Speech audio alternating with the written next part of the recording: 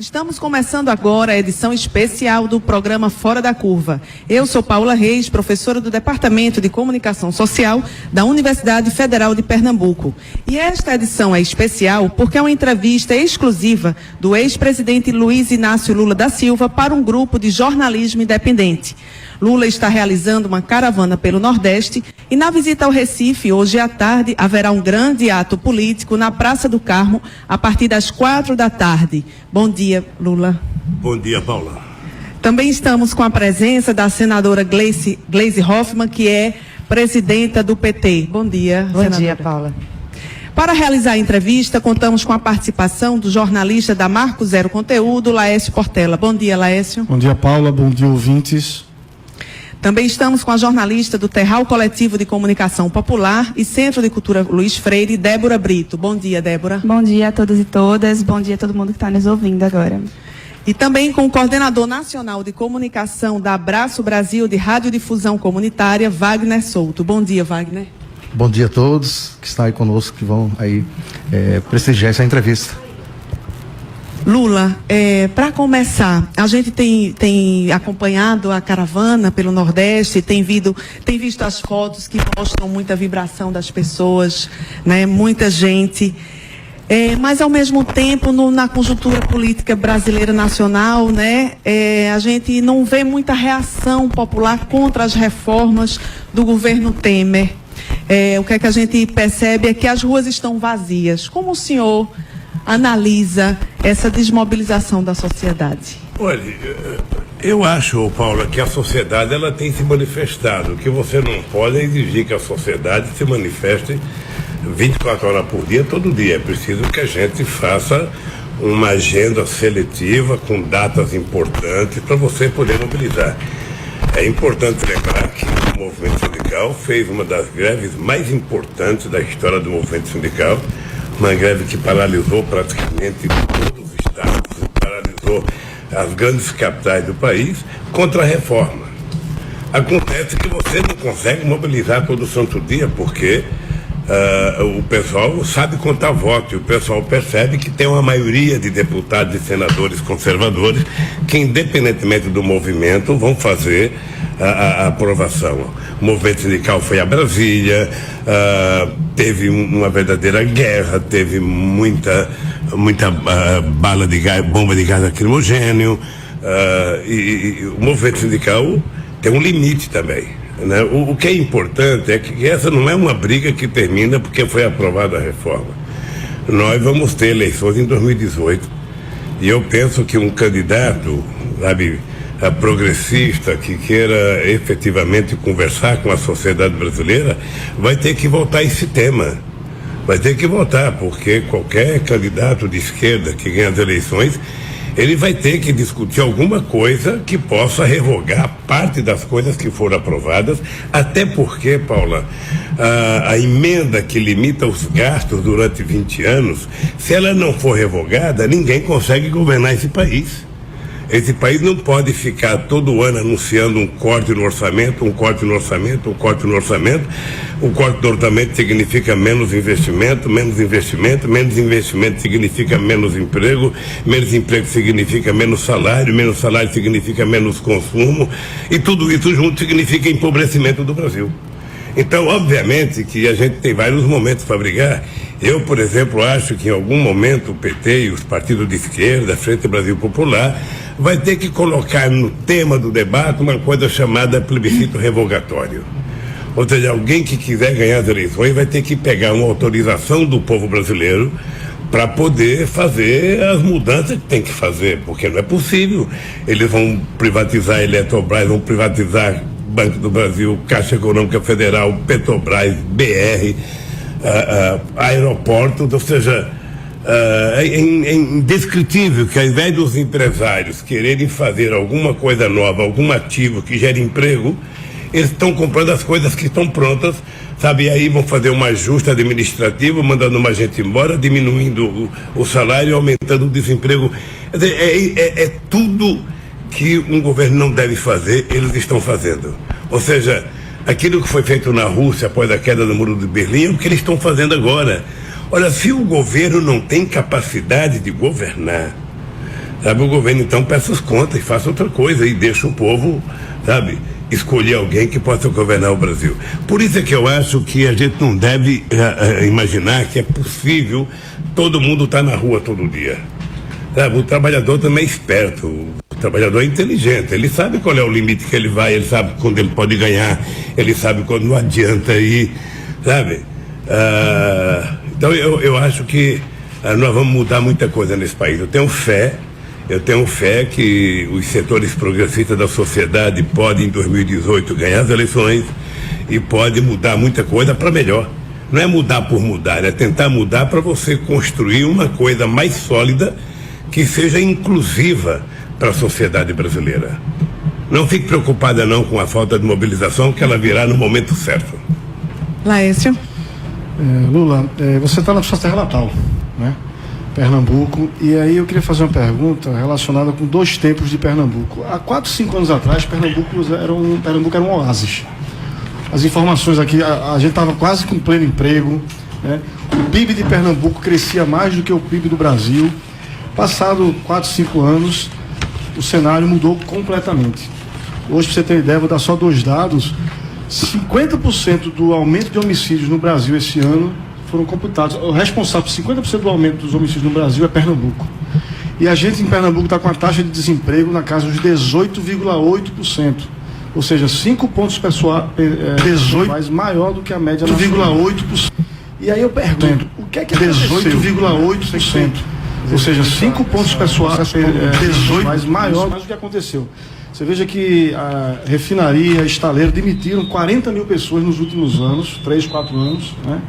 E a gente tem essa situação de taxa altíssima de desemprego. Qual é a esperança que os pernambucanos podem ter para o futuro governo do PT, da esquerda? O que é que pode mudar? Porque a gente tem esse quadro maravilhoso atrás e agora só se vê uma situação muito difícil no Estado.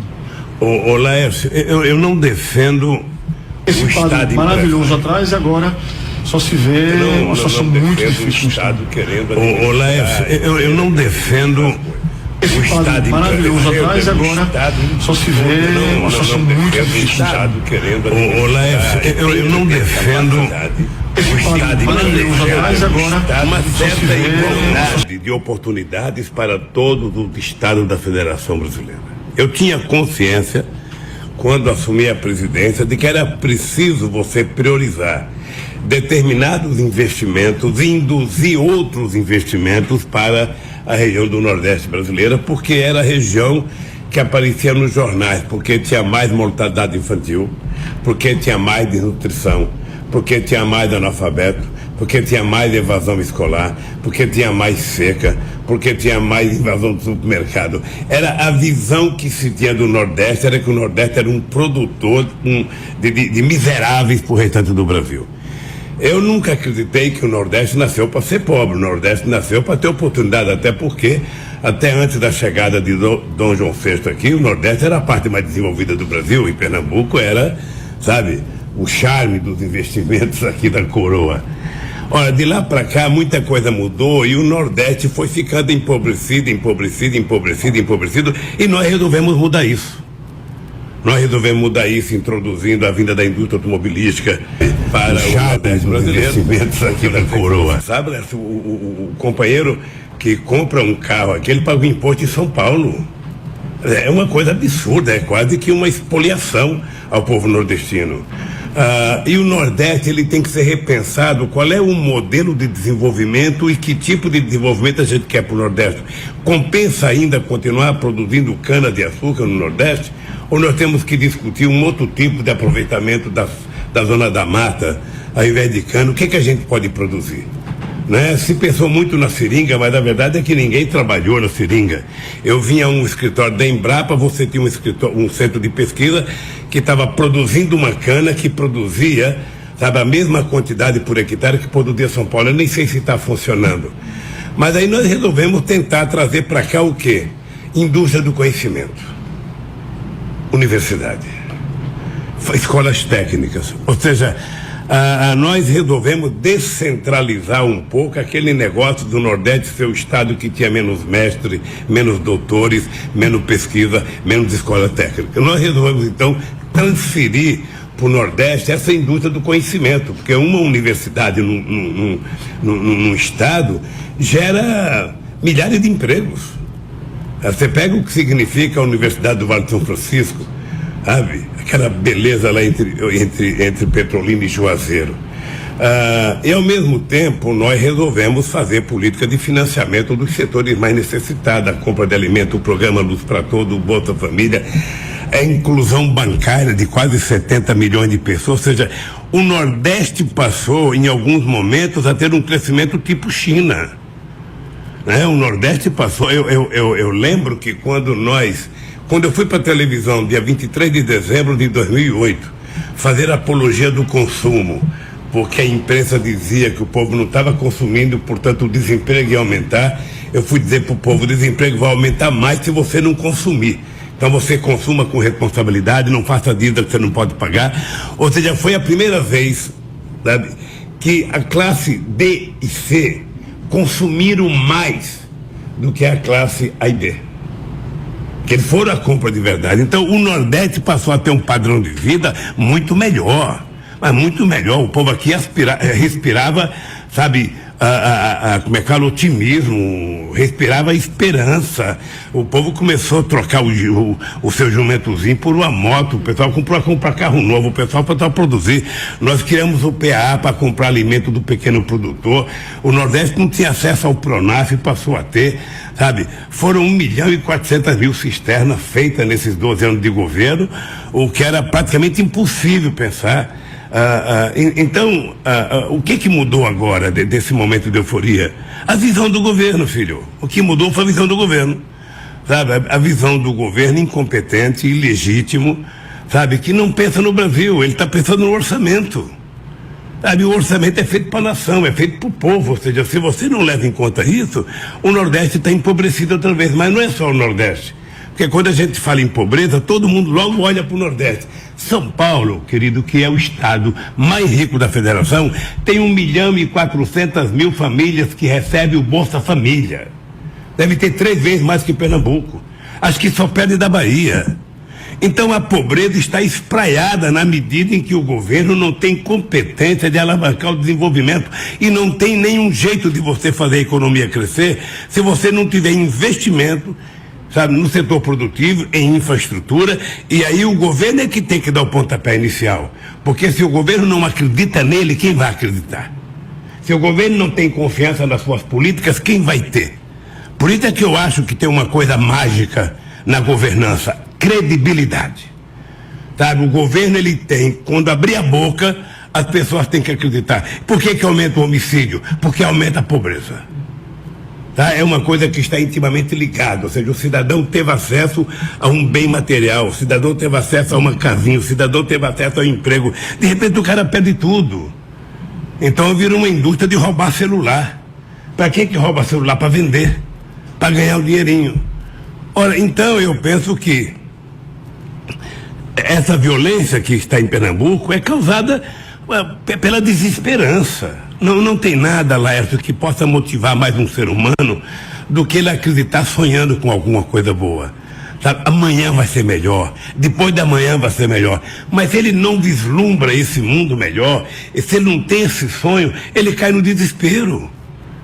Então é isso que nós temos que pensar. E também porque, viu, Laércio, o ódio está disseminado no país, né? O ódio, e eu responsabilizo muitos meios de comunicação, sabe, que disseminaram ódio nesses últimos 4 anos, 5 anos, sabe, e que é preciso distensionar para a sociedade perceber que a torcida do Santa Cruz e do Sport não são inimigas, são adversárias durante o jogo. Depois vão pro bar tomar cerveja junto. Aí você ainda deixa o pessoal do Náutico batendo palma do lado. Então, eu acho que está muito ligado a isso. Eu acredito, Lércio, e tenho esperança de que o PT volte ao governo, para o PT introduzir no Brasil outra vez a política de inclusão social, mas não só social, a política de inclusão educacional, a política de inclusão, sabe, no mercado, a política de inclusão no emprego, a política de inclusão dos estados.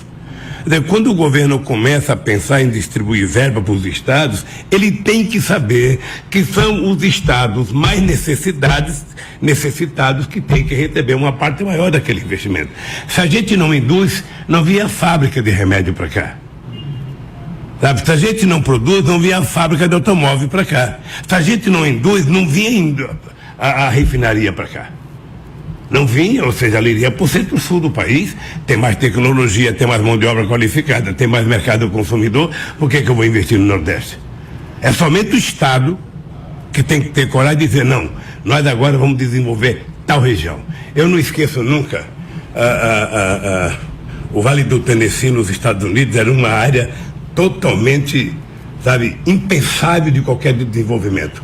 Quando os americanos resolveram fazer investimento, o Vale do Tennessee ficou uma das regiões mais ricas dos Estados Unidos. Eu aqui no Nordeste, eu tinha um sonho que não foi possível realizar. Cheguei a conversar com o Humberto Costa, eu tinha vontade de pegar a região mais seca do Nordeste, a mais seca, aquela que era mais seca, e fazer naquela região um centro universitário de medicina. Fazer uma coisa, sabe, Las Vegas, para resolver a problema, fez cassino. Eu queria fazer um centro, sabe, de formador de medicina, de médico aqui, de tudo que é especialidade, para a gente ter médico com o coração brasileiro. Para a gente ter um médico formado sabendo aonde é que está o sofrimento real, sabe? Para a gente ver se humaniza mais essa questão da saúde no Brasil. Débora? Lula, você falou uma coisa muito interessante e você vem falando sobre a mídia, né? Recentemente, já há alguns meses, e citando também a Rede Globo como articuladora do golpe, né? Pensar nesse contexto atual que o Brasil está vivendo e que grande parte da sociedade se informa pelos grandes veículos de comunicação, especialmente a radiodifusão. Acho que uma das provas que a gente teve do golpe é também o ataque à Empresa Brasil de Comunicação, né, o sistema público de comunicação, mas também há outro lado do campo da democratização da comunicação que a gente não conseguiu ter avanços. Né? Por exemplo, a regulação da Constituição brasileira, os artigos que falam da comunicação. E queria saber como você enxerga isso agora, uma construção da candidatura para 2018, de como enfrentar a regulação dos meios de comunicação. Débora, quer complementar? Débora, você quer complementar alguma coisa? Não é bom que você faz outra pergunta se eu respondo duas vezes, pô. É porque, Lula, a pergunta que eu quero fazer para você é uma pergunta que é um sentimento de todo radialista comunitário, de todos aqueles que estão aí inseridos dentro das suas emissoras espalhadas pelo Brasil. O processo da redemocratização da comunicação, em meados dos anos 90, hoje, por coincidência, estamos comemorando os 21 anos de luta e resistência da Abraço Brasil. E nos anos 90 houve todo um estímulo da esquerda de formatar uma rádio comunitária, de ter uma emissora de rádio comunitária, de ter a resistência da comunicação comunitária.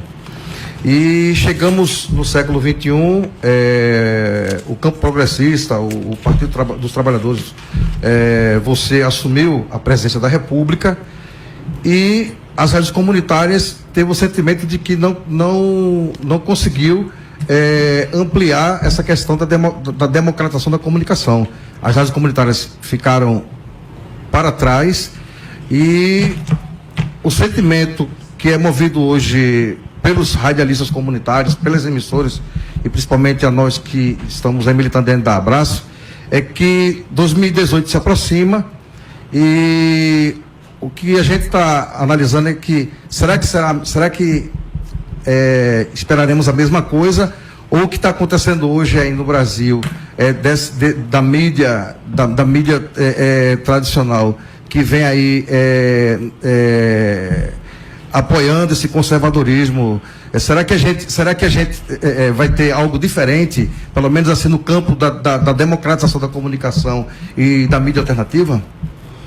Eu queria... Não sei se você entendeu Eu entendi, Débora e Wagner. Eu até depois queria que a Gleice desse um pitaco nessa resposta. Eu vou tentar dizer, eu começo fazendo a minha culpa, porque eu acho que nós deveríamos ter feito mais e não fizemos mais, na questão da regulação dos meios de comunicação. Era um pouco de uma visão talvez menor do que a necessidade. Nós só fomos fazer a conferência de comunicação no final de 2009.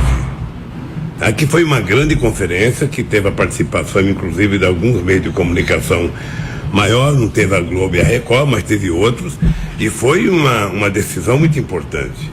Nós imaginávamos, e quando o Paulo Bernardo foi assumir o Ministério da Comunicação, a ideia era que ele enviasse aquilo para o Congresso Nacional. Certamente a companheira Dilma não mandou, por alguma razão, por alguma orientação, ela resolveu não mandar, porque tem sempre aqueles que chegam no ouvido da gente e falam: não, o presidente tem que conversar, você precisa tomar café com o João Roberto Marinho, você precisa almoçar com a Folha, você precisa almoçar com a Veja. Tem sempre isso, que é falta de diálogo, e não é. Não é falta de diálogo. Eu tenho hoje, sabe, muito convencimento disso. Nós avançamos quando fizemos a TV Brasil, ou seja, foi uma dificuldade. Não pense que foi fácil provar a TV Brasil. Se não fosse uma companheira como a Tereza Cruvinel, sabe, ir para dentro do Senado 24 horas para convencer o senador a aprovar, que tudo tinha aprovado. Nós colocamos um orçamento na TV Brasil de 350 milhões de reais. Por quê? Porque a gente queria ter um padrão Bandeirante, na verdade. A gente queria que a televisão começasse mais ou menos como a TV Bandeirante, tendo 3% de audiência no Brasil, o que era uma coisa muito qualificada. Mas eu não vou fazer críticas às pessoas que trabalharam, porque são todas pessoas muito qualificadas. Mas sabe o que acontece? É que minha mãe dizia: cada macaco no seu galho, sabe? Você precisa colocar a pessoa certa no lugar certo para as coisas darem certo. Nós fundimos 2 empresas falidas, ou seja, aí o resultado foi um gigante falido, quando a gente deveria ter aproveitado e ter criado uma coisa nova, com a nova mentalidade. O fato concreto é que nós não mandamos para o Congresso Nacional, e eu agora tenho quase que como compromisso de honra, sabe, de que nós vamos fazer a regulação. Agora, obviamente, Débora, que isso está ligado à correlação de força que a gente tiver no Congresso Nacional. Não adianta a gente ficar xingando o Congresso Nacional. O Congresso Nacional não presta, o Congresso Nacional não presta, o deputado não presta. Os deputados que estão lá e os senadores que estão lá, na verdade, eles representam a cara do povo brasileiro no dia da eleição. O povo foi votar com aquela cara. Então parimos aquilo. Sabe? Se depositou ódio na urna e se colheu aquilo lá. Plantou vento, colheu tempestade. Então nós precisamos ter em conta que as reformas que nós queremos fazer, elas estarão intimamente ligadas à capacidade que a gente tenha de convencer a sociedade a dar ao presidente que for eleito uma força dentro do Congresso Nacional capaz dele fazer as modificações. Senão vai ficar só no discurso. Todo deputado tem uma rádio, todo deputado tem uma televisão, todo deputado tem uma retransmissora, todo deputado tem, sabe? E a maioria lá, é a maioria. Eu, para conseguir a TV dos Trabalhadores, eu fui reivindicar a TV dos Trabalhadores em 1987. Eu era deputado constituinte. Ela só foi sair em 2010. Ela demorou quase 20 anos e não saía. E saía de todo mundo e não saía. Porque eu não sei se você sabe, no Brasil foi criada as agências reguladoras, que na verdade você se mata, você é xingado na rua, você ganha uma eleição, aí depois quem governa são as agências reguladoras, de pessoas que não foram votadas, de pessoas que não mandam nada. Vou contar uma história, que tem um companheiro que eu indiquei para a Agência Nacional de Telecomunicações, e era uma pessoa que muita gente reivindicava por ele, que era um sindicalista e tal, e aí eu coloquei ele lá. Aí teve um problema lá qualquer que eu fui chamar ele para conversar. Sabe o que foi o recado que ele mandou para mim? Olha, avisa ao presidente que a agência tem autonomia. Tá? Aí eu pedi para o advogado-geral da União, na época, acho que era o Toffoli, fazer um parecer dizendo que a agência não definia políticas públicas. Quem definia a política era o governo. A agência apenas regulava, sabe? Para as pessoas se derem. E hoje eles mandam. Eu fui tirar um cara de uma agência, ele falou assim para mim, era um sábado, ele estava de férias, eu chamei ele para conversar. Ele falou assim para mim: ô presidente, o senhor sabe que o mercado não vai gostar. Eu fiquei olhando para a cara dele, eu falei: pô, eu sou eleito, já perdi 4 eleições, sabe? Ganho uma. Aí vou tirar um cara que eu nem conheço, o cara fala: você sabe que o mercado não vai gostar. Eu não pedi pro mercado para ser eleito, pô, então, sabe, tirei o cara. Eu estou dizendo isso para entrar na tua pergunta, ô Wagner. É importante, veja, quando a gente pensou na rádio comunitária, sabe, há muito tempo atrás, a gente, na verdade, já estava detectando a necessidade de reformular e de regular os meios de comunicação no país. Porque se a gente tivesse os meios de comunicação funcionando corretamente, ninguém pensaria em rádio comunitária. Se a rádio da minha cidade dá audiência para todo mundo, dá lugar para todo mundo tem vez de voz, direito de resposta, por que eu vou criar uma rádio? Não, eu vou utilizar aquela. Então, quando nós, então como escola pública, ou seja, quando uma pessoa de classe média, sabe, percebe que a escola pública não está boa, ele vai para particular. Ele está deixando de brigar para melhorar a escola pública, porque ele tem uma válvula de escape. Nós fomos para a rádio comunitária, sabe, e deixamos cada vez mais 9 famílias e tomando conta de tudo que é meio de comunicação nesse país, tá? E você sabe que essas coisas tudo passa pelo Congresso, querido. Tudo passa pelo Congresso. Então, nós, inclusive, temos que fazer uma reformulação, não apenas na regulação dos meios de comunicação, mas, inclusive, no papel da rádio comunitária. Porque, pelas informações que eu tenho, sabe, muitos setores das igrejas evangélicas se apoderaram, sabe, da rádio comunitária. Ela não está na mão do povo, ela está na mão de um pastor, em vários lugares do Brasil. E tem pastor que tem 3, tem 4, tem 5 rádios comunitárias. Ou seja, então é preciso, eu estou dizendo isso, Wagner, com todo carinho, é preciso que durante o processo eleitoral a gente diga claramente o que a gente deseja desse país, para que a gente possa cobrar do deputado que vai ser votado quais são os compromissos que ele tem. Porque se ele não tem nenhum compromisso com a gente durante o processo eleitoral, depois é que ele não vai ter mesmo. Para a gente fazer a rádio comunitária ser uma alternativa de verdade. E agora eu passo a palavra para a Gleice, porque se eu ficar falando não vai sobrar nada para ela falar. Como ela é senadora, ela está lá dentro, ela está vendo como é que funcionam as coisas. Tem um café quentinho ali, presidente. Então, eu acho que essa questão que o presidente coloca da correlação de forças do Congresso é uma realidade que a gente enfrenta e é muito dura. Porque a maioria lá é dono de retransmissora de TV. Não estou dizendo nem de transmissora, é retransmissora, porque nós temos poucas transmissoras e muitas retransmissoras, né? Então, quando a gente fala em regulação de mídia, nós não estamos falando aqui de clivar o conteúdo. Não, você não pode falar isso, você não pode. Nós estamos falando o seguinte: um grupo familiar não pode ter vários grupos de comunicação, né? O que a gente chama de propriedade cruzada. Tem a TV, tem a rádio, tem o jornal e tem um monte de retransmissor embaixo. Então, se tem a Globo, que ela tem uma programação nacional, mas ela passa para o Brasil inteiro através das suas retransmissoras, tanto que o pessoal trabalha pouco conteúdo local. E foi aprovado no seu governo uma lei que determina que tem que ter conteúdo regional, tem que ter conteúdo local, e a gente tem que fiscalizar isso para acontecer, porque também não está acontecendo, né? Então acho que tem que esclarecer a sociedade. Nós perdemos, acho que um pouco o presidente nesse debate, porque o pessoal diz assim: não, vocês querem regular a mídia, vocês querem fazer censura, vocês não querem que a gente... Mas não é isso, é uma questão econômica, é uma concessão pública. Você não pode fazer do jeito que você quer, né? Então, os Estados Unidos têm mídia regulada, a Europa tem mídia regulada, o Brasil tem que ter. Eu acho que nós temos hoje mais condições de fazer esse debate e, como disse o presidente, levar isso numa mobilização social. E rádio comunitária, eu realmente acho que a gente teve problema no governo. E por que eu acho que isso acabou indo para a mão dos evangélicos, das igrejas evangélicas? Porque nós deixamos as rádios comunitárias sem alternativa de sustentação. Então, o que acontece? A rádio comunitária, ela só pode atender 1 quilômetro, né? E ela não pode vender espaço, ela não comercializa. Ela tem que ter apoio cultural. Então é muito difícil para a comunidade conseguir o apoio cultural e ainda no negócio limitado a 1 quilômetro de atingimento. Então o que acontece? Os evangélicos entraram, tinham recurso, colocaram nas rádios comunitárias e fizeram funcionar. Nós temos que mudar isso, mas aí tem um lobby grande das rádios comerciais que não deixam também mudar. Até tentamos no Congresso Nacional, conseguimos avançar um pouco, mas não o tanto que a gente gostaria. Mas a gente está com um grupo bom lá no Senado e também na Câmara, do pessoal das rádios comunitárias. Depois nós podemos conversar um pouco e ver como é que a gente encaminha aí as propostas que a gente tem lá.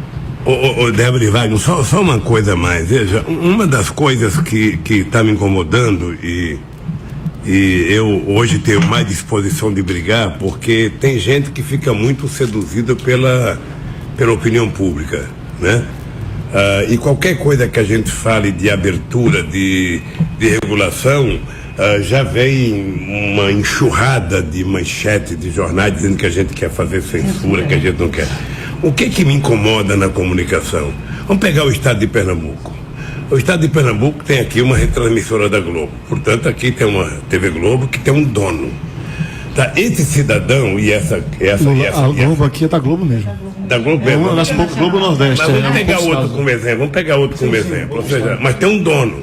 Claro. Tem um dono. Todas elas têm um dono. Olha, quer dizer que acaba de chegar a nossa querida presidenta Dilma Rousseff. Está ali toda simpática, sabe? Qual é o problema? É que qualquer que seja a retransmissora, você tem um dono. Quer dizer, esse dono, na verdade, ele não é dono do meio de comunicação. Ele é um agente de publicidade. Porque, veja, ele não tem programação local. A programação local é meia hora de jornalismo de manhã, meia hora de jornalismo do almoço e meia hora de jornalismo à tarde. O restante, ele ganha vendendo propaganda. Sabe, está passando o enlatado americano, sabe, determinado pela matriz, e quando vem a publicidade, ele vira empresário. Ele vendeu a publicidade para Casa Bahia, para Casa Pernambucana e tal.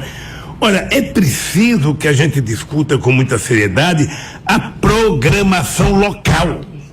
Você tem que ter uma quantidade de horas de programação local para você gerar emprego, para você ter mais jornalista, para você ter mais artista, para você ter mais novela.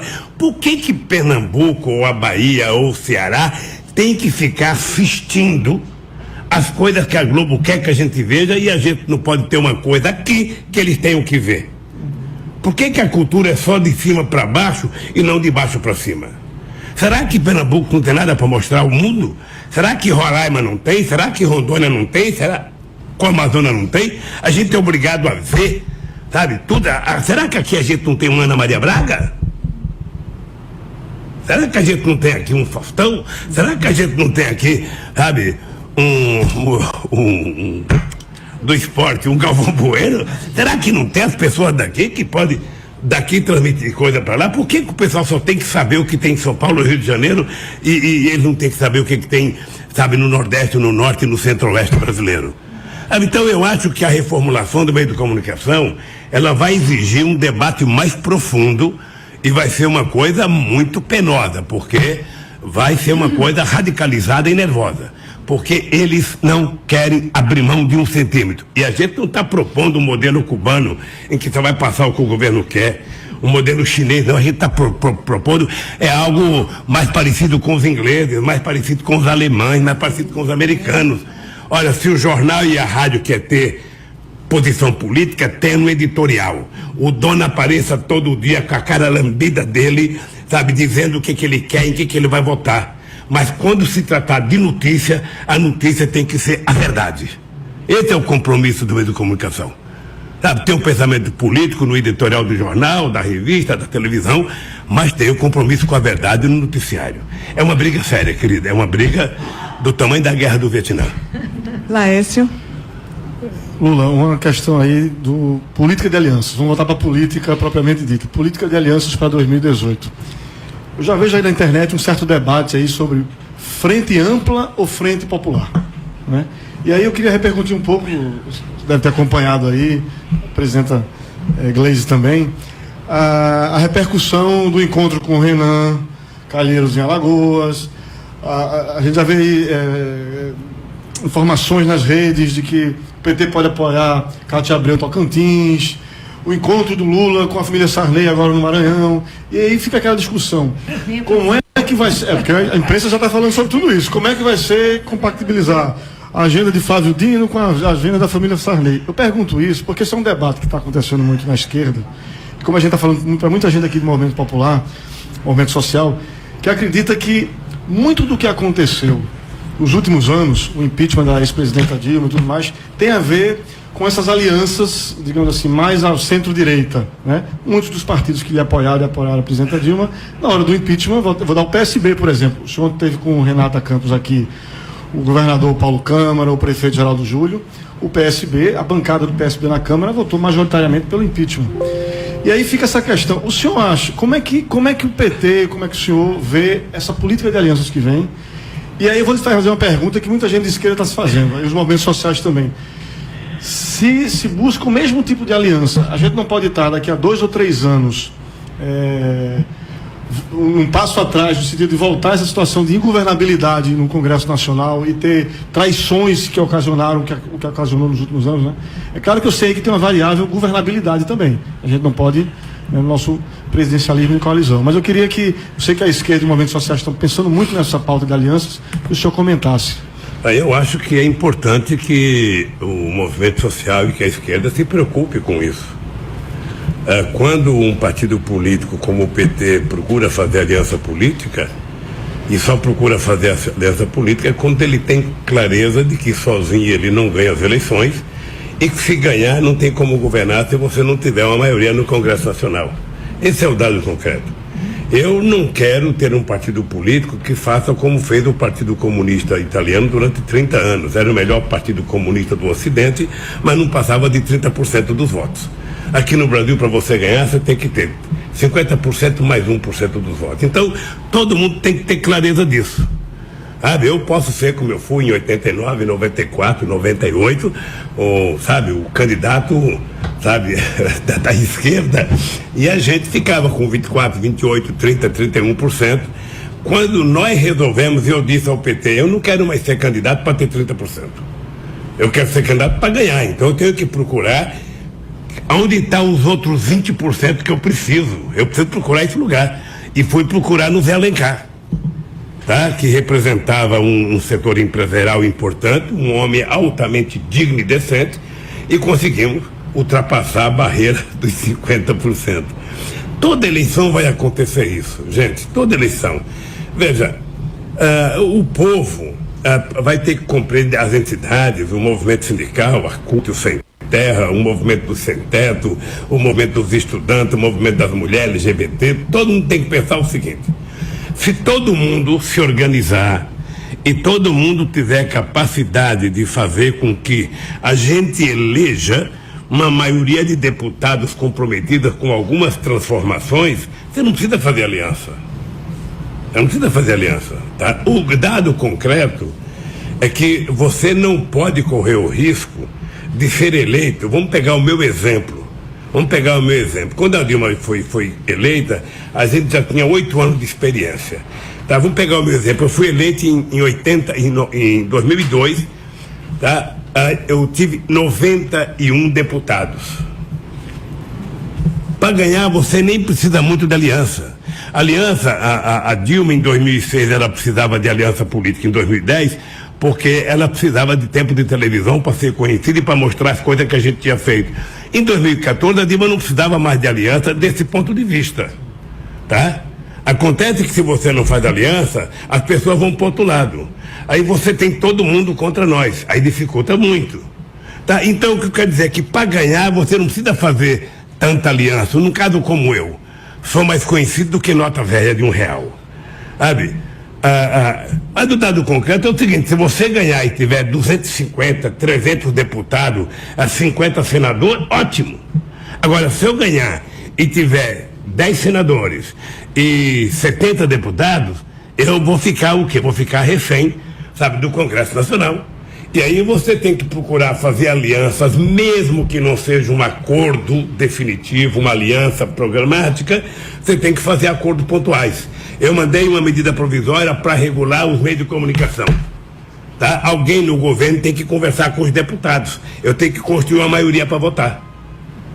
E eu não posso conversar com o suplente, que não tem voto. Eu não posso conversar com o cara bom que não foi. Fulano de tal era bom. O Laércio é um cara fantástico, mas não foi eleito. Então eu não posso conversar com ele porque ele não tem voto. Sabe? Aí eu tenho um cara de direita, que eu não gosto, mas ele tem voto. Então eu preciso de alguém que tenha proximidade, que vai conversar para pedir um votinho dessa gente. Essa é uma hipótese, é a mais verdadeira. A mais sonhadora é o seguinte: eu tenho dito para vários setores que eu tenho conversado: gente, vamos estabelecer metas para a eleição? Quantos deputados o movimento sindical pode eleger a nível federal? 50? É bom, se for 50 seria ótimo. Nós temos quanto hoje? 3. O Movimento Sem Terra, que é um movimento excepcional, um movimento realmente muito forte, tem 3 deputados. A bancada ruralista, que a gente nem conhece, tem 240. E eles nem colocam que são ruralistas, são contadores, advogados, não sei das quantas e tal. Então, as mulheres são 52% da população. Como é que a gente vai construir uma narrativa para que as mulheres participem da vida política e sejam eleitas? Sabendo que tem mulher de direita, reacionária. Então é preciso que, além de você convencer a mulher a ser candidata, você tem que convencer o povo a votar nas progressistas. Tá? E aí é que começa a dificuldade. Que é um trabalho de longo prazo. Quando eu criei o PT, eu imaginei que todo trabalhador vota em trabalhador. Sabe? Então não é assim. Não é que trabalhador vota em trabalhador, negro vota em negro, homossexual vota em homossexual, mulher vota em mulher. Não é assim. O voto não é automático, não é uma equação matemática. Sabe? O voto é um despertar da consciência política da sociedade. Então, eu estou convencido que a aliança política, ela continua necessária. Deixa eu lhe falar uma coisa para as pessoas entenderem. O Renan pode ter todos os defeitos, agora o Renan me ajudou a governar esse país. Tá? Se ele cometeu algum erro, e eu sou da opinião seguinte, é que todo mundo é inocente até prova em contrário. Olha, se eu quero para mim a inocência até prova em contrário, eu tenho que querer para os outros também. E o Renan me recebeu em Penedo, o Renan foi no título doutor honoris causa, o filho dele foi junto, não vejo nenhum problema. Não vejo nenhum problema. Aqui em Pernambuco, eu não confundo a minha relação política com a minha relação pessoal. Se tem uma coisa que eu respeito, é a minha relação pessoal. Eu nunca rompi politicamente com uma pessoa para romper pessoalmente. Amizade é uma coisa, política é outra. Tá? Então, todo mundo aqui sabe da minha relação com o Eduardo Campos. Todo mundo sabe da minha relação com a família, desde o tempo do Arraiz. Olha, sabe, do tempo de Madalena, sabe, eu quero manter essa relação independentemente do partido que eles forem, da posição política. Eu sou grato ao Sarney. É importante dizer, eu sou grato ao Sarney como presidente do Senado. Tá? Eu sou grato. Teve um tempo que as pessoas queriam que eu rompesse com o Sarney e eu ia ganhar de presente o Marconi Perillo. Ora, porra, sabe? Você vai deixar de ter um tubarãozinho manso para ter um tubarão novo mordendo até o pé, porra? Então, eu acho que você tem que medir essa decisão em cada momento. Você não precisa fazer um acordo definitivo. Você pode fazer acordos pontuais em cima de cada projeto. Sabe? E eu gostaria que a esquerda tivesse mais força. Sabe, que cada partido, que o PCdoB elegesse 50 deputados, 60 aqui, o PSOL elegesse 50, 60 aqui, o PSTU elegesse 50, 60 aqui, a esquerda do PMDB elegesse 80, eu queria. Mas, meu caro, é o seguinte, quem vota é o eleitor. E quando o eleitor vota, nós temos que nos subordinar ao desejo das urnas. Sabe, a única coisa que eu peço é que nessa eleição de 2018 nós vamos ter que ser mais cuidadosos com o nosso discurso para melhor orientar a população para votar. Wagner? É porque a gente que está fazendo retransmissão, aí tem uma enxurrada de perguntas. Né? Aí fica. É só uma para finalizar, para voltar à questão da comunicação, que é pequenininha, que é da Renata Mieri, que é da FNDC, da coordenadora nacional da FNDC. Ela pergunta que política pública o senhor pretende implementar para conferir mais a diversidade e pluralidade nas comunicações do país? Olha, eu estou pensando, veja, que nós vamos ter que fazer, se depender do PT, eu não sei como é que o PT está de finanças, mas eu acho que o PT não deveria esperar ganhar as eleições para fazer novas conferências. Eu acho que o PT deveria começar a fazer um processo de conferências logo, sabe? Conferência de comunicação, conferência de mulher, conferência de negro, conferência de índio, conferência de portador de deficiência, conferência de tudo, para a gente elaborar, sabe, uma proposta programática mais condizente com a realidade. Sabe, e se a gente fizer agora, a gente não vai ter a força que a gente tinha quando a gente estava no governo, que você tinha recursos para fazer as conferências. Mas eu acho que se a gente fizer, mesmo que menor em cada município, sabe, depois nas capitais e depois nos estados, você pode fazer uma conferência, sabe, razoavelmente grande em Brasília, e definir qual é a política que você quer para a comunicação no país. Débora? Bom, acho que a pergunta pode ser encaminhada para vocês dois. Nesse cenário que a gente prevê para 2018, né, o senhor falou do contexto de se construir uma candidatura, né? O Congresso que vai ser muito difícil mudar a cara dele, né? Desse conservadorismo que tem avançado com pautas que miram diretamente em direitos humanos, né? A Anistia Internacional divulgou neste mês um mapeamento que tem 138 que ela visualiza projetos no Congresso e no Senado que atingem diretamente direitos humanos, né? Que promovem violações de direitos humanos, de tratados, conferências que o Brasil é signatário. E aí, nesse contexto, tem outras pautas que são estruturantes na sociedade brasileira e também de grupos que são a base da esquerda brasileira, né? A exemplo do movimento de mulheres, do povo negro, pautas, por exemplo, que não conseguiram chegar na centralidade do debate no Congresso Nacional, por exemplo, né? A exemplo da discriminação do aborto com força, do genocídio do povo negro, que tem uma pauta forte da desmilitarização da Polícia Militar. Aqui em Pernambuco, a gente, para ter um exemplo, né, faz pouco mais de um ano, um jovem menino de 14 anos, ele foi executado por um policial militar no bairro quando ele brincava, porque a bicicleta dele esbarrou na moto. Não faz um mês, uma menina de 2 anos no mesmo bairro. Então, assim, questões que são estruturais dos movimentos sociais, que são grande parte da população, que precisam ser levadas para esse centro do debate político, né? Numa candidatura de esquerda que represente, que traga essas pautas. Como é que vocês veem esses temas, né, como um exemplo para serem trazidos numa candidatura de esquerda também em 2018? Vamos deixar a Gleice falar agora, enquanto eu descanso a minha garganta. Muito bem. Não, na realidade, Débora, a gente está tendo um retrocesso muito grande, né? Acho que quando nós tivemos o golpe, a retirada da presidenta Dilma da presidência e assume um governo com as características que assumiu o governo Temer, a gente até dizia, de homens brancos e ricos, sem a diversidade do povo brasileiro, você está dando um recado para a sociedade. O que passa a importar a partir de agora é esse perfil de gente, né? Essa gente que está empoderada. O resto não importa. Então, aquilo que estava latente na sociedade, que nós temos de preconceito, de raiva, começa a extrapolar. Então, você vai para as redes sociais e fica abismado. Como que as pessoas têm coragem de manifestar o racismo, a misoginia, o machismo, e fazem isso de forma aberta, né? E pior do que isso, um Congresso que foi reeleito, né? A Câmara, principalmente, que teve uma renovação maior, com um perfil altamente conservador. Nós temos deputado lá que não vai de terno e gravata, vai de farda militar. Diz assim, eu sou da Polícia Militar, a gente até brinca, né, que tem a bancada da bala, do boi, da Bíblia, que é extremamente conservadora e que está recolocando essas pautas. E, para infelicidade, nós temos uma pessoa que hoje se coloca como até candidato a presidente, que verbaliza isso, né? E a gente tem que conscientizar a sociedade que a intolerância, que o ódio não vai levar uma sociedade com harmonia e com melhores condições de relacionamento. Então, nós precisamos fazer, sim, com que os negros tenham visibilidade, a população LGBT tenha visibilidade, as mulheres tenham visibilidade na política, e o PT tem tentado fazer isso, através dos seus setoriais, das suas secretarias. Nós estamos fazendo agora os encontros setoriais, né, de todas as organizações do PT que militam nesse processo, e acho que isso vai ajudar muito também a gente fazer esse debate, fazer um empoderamento desses setores para fazer o contraponto na sociedade.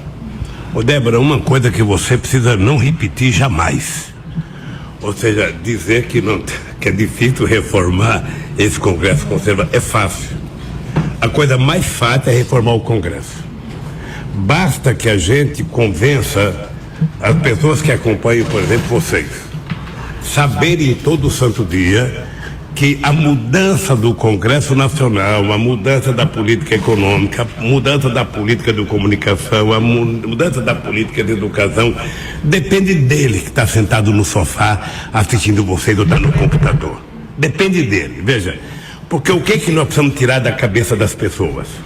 A ideia de que a política não presta. A quem interessa afirmar neste país todo santo dia que a política não presta? Aqueles que querem se apoderar da política no Brasil. Tá? Fora da política, Débora, é o fascismo, é o nazismo, é a anarquia. Fora da política, ou seja, não tem saída. Então, o que é que nós temos que dizer para os nossos companheiros e companheiras que estão nos assistindo aqui é o seguinte: olha, a desgraça de quem não gosta de política é que é governado por quem gosta. Primeiro. A segunda coisa é o seguinte: toda vez que você achar que o Lula não presta, que a Gleice não presta, que a Dilma não presta, que não sei quem não presta, ao invés de você desanimar, entre você na política, porra, seja candidato, cacete. Seja candidato, coloque a sua cara para consertar o país. A pessoa honesta que você procura, quem sabe não seja eu, quem sabe seja você. Agora, se você não tiver coragem de colocar a sua cara, meu caro, você vai ficar votando no bandido. Então eu acho que está na hora da gente começar a assumir responsabilidade pelo país que eu quero, pelo país que eu quero construir para os meus netos, para os meus filhos, sabe? E essa é da sua responsabilidade. E você tem que se preocupar agora que você é jovem. Porque se você não tiver coragem de brigar agora que você é jovem, meu caro, você não vai brigar quando tiver velho. Quando você casar, tiver 2 ou 3 filhos, tiver desempregado, você vai virar um bundão. Você não vai fazer grande coisa na vida, não. Então, é importante você ter a coragem enquanto você é novo. E quando a gente é novo, a gente tem que protestar, mas a gente tem que querer mudar. Porque é muito fácil protestar. Eu vou na rua, xingo alguém e vou para casa dormir. Não, é preciso a gente xingar, sabe? E a gente tornar o nosso xingamento realidade participando. Dizendo: eu quero consertar esse país, eu vou mudar esse país, eu quero ser candidato, eu quero construir um partido político, eu quero participar da vida política do país. É assim que a gente muda. Você sabe desde quando que eu estou nisso, meus companheiros? Eu tinha 23 anos de idade. Eu já estou com 71. Eu, na verdade, já deveria ter aposentado, ficar sentado numa mesinha com um monte de velho jogando dominó. Sabe, eu estou aqui porque eu acredito. Eu acredito que somente com muita luta, com muita briga, com muita teimosia é que a gente vai mudar esse país. E eu acredito, eu sinceramente, depois do que eu conheci nesse país, nos 12 anos que o PT governou o Brasil, eu não posso admitir a desgraceira que eles estão fazendo com o país, o processo de demolição. O país já está parecendo o Coliseu, sabe? Está sendo demolido, destruído a cada dia. Quer dizer, como é que pode alguém dar um golpe dizendo que vai melhorar o país e depois está vendendo? Está vendendo. Eu quero saber qual é a mulher que casa com cara, que ao invés de trabalhar quer vender a geladeira dela, quer vender a cama, quer vender o fogão, quer vender a roupa, o vestido de noiva. A trabalhar, porra. Então, se essa turma que está lá não tem responsabilidade com esse país, você tem que ter. Você que está aí acompanhando a gente tem que ter responsabilidade. Esse país é seu, esse país não é deles. Esse país também não é meu, não sou eu que tenho que brigar com essa voz de taquara rouca aqui, sabe? Você que é jovem, que tem força, que tem vontade, vamos à rua, meu filho. Vamos à rua, minha filha, lutar. Sabe? Porque senão a gente não conserta o país. Então é o seguinte, eu tô aqui com a Dilma, ela chegou agora aqui, ó, para bilhetar a nossa entrevista, sabe? É o seguinte, é preciso mais gente na rua. E não se preocupe não, sabe? Não se preocupe que porque nós estamos fracos hoje no Congresso Nacional. A gente pode ganhar nas próximas eleições, a gente pode ter uma maioria. Vai depender de você. Veja aqui em Pernambuco quem são os deputados. É essas pessoas que vocês querem? Ou você pode mudar? Como é que um trabalhador fica o ano inteiro xingando o patrão e no dia da eleição vota no patrão para ser deputado, para ser senador? Como é que você passa o ano inteiro falando mal de uma pessoa, aí quando você abre a urna, quem está eleito é a pessoa que você xingou? Algo está errado, meu filho. Então deixa eu lhe falar uma coisa. Urna não é um depósito de ódio e nem de ignorância. Urna é um depósito de sonho e de inteligência. E é assim que a gente vai ter que trabalhar para ganhar as eleições de 2018. Laércio. Primeiro eu queria falar para os nossos ouvintes a presença aqui da ex-presidenta Dilma, que nos honra aqui com sua presença aqui. Não sabíamos que ia chegar, mas... Não é isso, não. Da presidenta Dilma. Presidenta Dilma, claro. Em exercício. Em exercício. Presidenta, se me permite fazer uma pergunta. Agradecer aqui sua presença, nossos ouvintes da Rádio Universitária 99 FM, toda a associação aí das rádios comunitárias do Brasil todo. Temos aí um streaming ao vivo para mais de 2.000 rádios comunitárias do Brasil. Primeiro, como é esse engajamento seu agora na caravana? Como é que vai ser esses próximos dias? E ouvir um pouco da senhora, como a senhora está vendo aí o cenário de 2018, essa reorganização das forças de esquerda no Brasil, para enfrentar mais essa batalha, uma batalha importante que vai ter de reorganização da esquerda para o enfrentamento da eleição do ano que vem. Bom dia, bom dia. Bom dia, primeiro, enfim, uma rádio comunitária e popular, né? Ou popular e comunitária. Enfim, eu acho que isso, e universitária, eu acho que é algo importante, porque é uma experiência concreta e que eu tenho certeza que vai dar resultado muito positivo para as consciências e para o que é o nosso desafio daqui para frente. Bom, eu estou vendo com muita preocupação. Eu acho que o golpe, ele não é um ato. Ele não é o ato do impeachment que um belo dia eles deram um golpe. Nós sabemos as razões. Nós sabemos o retrocesso que eles estão impondo. Essa maluquice que é limitar por 20 anos o crescimento dos gastos com educação, a própria lei de terceirização e a chamada a reforma, chamada reforma trabalhista, que de reforma não tem nada, na verdade é a destruição das relações de trabalho reguladas no Brasil, né? O reino da selvageria. A gente está vendo tudo isso ocorrer. Faz parte, o objetivo é esse mesmo, enquadrar o Brasil econômica, social e geopoliticamente no neoliberalismo. Mas é um processo. Esse processo começou com o impeachment sem crime de responsabilidade, o início do golpe. Esse golpe tem desdobramentos. Eu acho que um dos desdobramentos desse golpe é, quando ele foi dado, ele, além de todas as coisas que vocês falaram aqui, ele cria um imenso desequilíbrio entre os poderes. Aí começa uma brigaiada geral. Briga o Ministério Público com o Judiciário, um juiz fala mal do procurador, o procurador fala mal do juiz. O Judiciário passa a ser algo extremamente politizado. Então, o juiz que vai julgar fala fora dos autos, antecipa, até sem ler a sentença, antecipa posições. Você tem toda sorte de absurdos praticados dentro do judiciário. Você tem toda sorte de absurdos praticados no parlamento.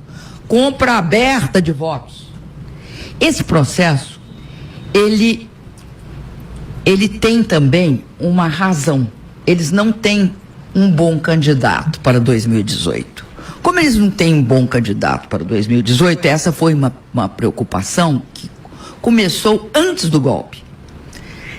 Eles hoje praticam algo que eu acho extremamente grave, que é a justiça do inimigo para cima do ex-presidente Lula, pelo nosso presidente, sempre presidente Lula. Essa justiça do inimigo é destruir civilmente, como cidadão, moralmente, uma pessoa. Eles erraram de pessoa, tem um erro de pessoa, porque foram mexer com uma pessoa que não se considera destruída nem civil, nem moral, nem eticamente, porque não lhes dá a satisfação, nem a importância, nem a correção. Por quê? Porque é tão aberto a justiça do PowerPoint que um procurador é capaz de dizer que não tem provas, tem convicções. A gente volta à Idade Média. Não era necessário provas na Idade Média. Quem tinha convicção mais forte, ou seja, quem matava o outro num duelo, era o inocente. A mesma coisa se repete hoje. Então você tem um segundo momento do golpe, é tentar tirar a alternativa progressista popular deste país fora do jogo. Tem de tirar do jogo. Mas não basta só isso. Além de tirar do jogo, querem discutir o parlamentarismo mais uma terceira vez. E além do parlamentarismo, querem um tal de distritão. O parlamentarismo é sempre uma saída conservadora em momentos de ruptura institucional. Foi assim com o Jânio e depois Jango, né, na transição. Foi assim, depois da Constituinte de 88, que nós votamos por plebiscito, se era monarquia, presidencialismo ou parlamentarismo, ganhou o presidencialismo. E, obviamente, é uma tentativa dos 100 votos, de permanecer para além de 18. E, além disso, tem uma outra que é tentar nos varrer da face da terra, que é o distritão. Porque o distritão vai privilegiar quem? Quem tem dinheiro, quem tem poder. É óbvio que a gente, lá no final, a gente derrota o distritão. Acaba derrotando o distritão porque o povo não vai suportar uma representação absolutamente baseada no poder do dinheiro, da mídia, né, das oligarquias tradicionais. Então, eu acho que agora a gente tem de fazer isso que eu escutei o presidente Lula propondo, a gente tem de resistir. Mas não é nós aqui sentados nessa mesa. Quem tem de entrar nesse processo de resistência são os jovens, são todos os segmentos populares que estão contrários a isso e que estão percebendo a que esse golpe veio, para que ele foi feito, a quem ele beneficia. Está claro a quem. Esse negócio agora de querer, primeiro, de reduzir o Bolsa Família do jeito que estão reduzindo, reduziram 1.200.000 famílias. E segundo, essa história que eu acho gravíssima, que é acabar com a redução de tarifa que nós, por razão de justiça, porque eles são engraçados. Quando é para cumprir contrato, que beneficia eles, eles vão brigar até o fim para cumprir os contratos, vão fazer a maior confusão. Eu sou a favor de cumprir contrato. Tanto que sou que os contratos de concessão já pagos e vencidos, porque foram renovados, ou seja, eles foram concedidos, depois foram renovados. Isso dá no mínimo 40 anos. Então você tem de pegar a parte, que é a amortização do investimento, é aquilo que foi investido, e tem de devolver, ela já está paga. Se você não devolver, é roubo. Você está tirando da população uma coisa que é dela. O que eles vão fazer? Eles vão fazer duas coisas. Não se iluda, a proposta é a seguinte. Primeiro, se você considerar que a tarifa é 150, tá? Das usinas não amortizadas, da usina amortizada tá em torno de 40. Então, o que eles vão fazer? Eles vão voltar esses 110, que nós, por justiça, distribuímos como cotas para a população, para ela não pagar uma conta de luz elevada, vão pegar e embolsar. Depois que embolsar, vão fazer o seguinte: botar dentro da Eletrobras. Mas é para beneficiar a Eletrobras? Não. É para poder vender. Para poder ser atrativa esta venda para grupos empresariais internacionais. É isso. E aí, o que vai acontecer? Vão cobrar isso e uma outorga. O que vai acontecer? A conta de luz vai ficar estratosférica. Então, é isso que eles estão fazendo. Então, eu tô com essa proposta do presidente Lula. Nós precisamos de ter uma onda de resistência, sabe? Tipo assim, um tsunami de resistência. Não basta, assim, uma marezinha, não. Vai ter de ser uma onda, um tsunami de resistência. Agradecer, né, Paula? Então a gente agradece imensamente ao presidente Lula, à presidenta Dilma e à senadora Gleisi Hoffmann pela presença, pela entrevista. O programa Fora da Curva vai ficando por aqui e vamos acompanhar aí, né, as notícias da caravana, vamos acompanhando. Me permite uma interrupção rapidíssima. Presidenta Dilma, qual o plano da presidenta Dilma para 2018? Eu? Sim. Eu quero eleição direta para presidente, vou votar no Lula. Tá bom. Vou lá, boto meu voto na urna, e eu gostei muito do que ele falou. A urna tem de estar cheia de sonho e esperança, né? Então não é de ódio, não é disso. Então, sonho e esperança, boto lá eu voto na urna. Muito obrigada. A gente agradece também a presença dos grupos de jornalismo independente, Laís Portela da Marco Zero Conteúdo, Débora Brito do Terral Coletivo de Comunicação Popular e Wagner Souto, coordenador nacional de Comunicação da Abraço. A produção de hoje foi realizada por Laércio Portela, com a colaboração das equipes do Fora da Curva, Marco Zero e do Núcleo de TV e Rádios Universitárias, trabalhos técnicos de Justino Passos, Naldo Silva e Chico Rocha, fotografia de Inês Campelo. Esta edição especial do dia 25 de agosto vai ser reprisada às 10 da noite e fica disponível nas nossas redes sociais. Voltamos com nova edição em nosso horário habitual às 11h30. Fora da Curva, o seu programa de jornalismo, crítica e diversidade. A gente fala o que a maioria cala. Bom dia.